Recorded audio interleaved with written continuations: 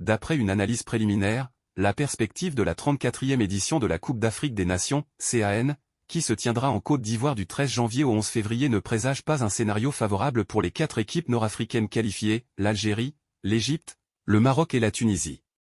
Bien que performantes sur leur territoire, ces équipes ont traditionnellement du mal à s'imposer au sud du Sahara.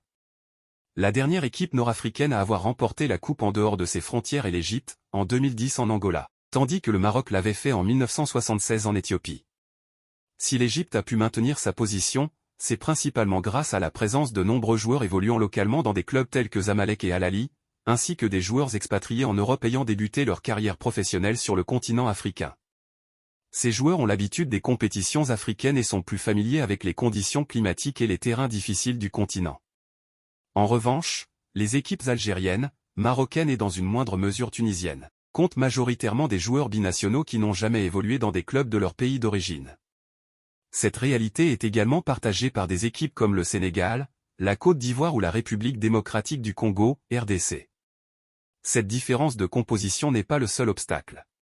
Le calendrier traditionnel de la compétition entre janvier et mars, exception faite de l'édition 2019 en juin et juillet en Égypte, ne favorise pas les joueurs nord-africains qui doivent s'adapter à des conditions climatiques et à des terrains différents de ceux de l'Europe où ils évoluent en club.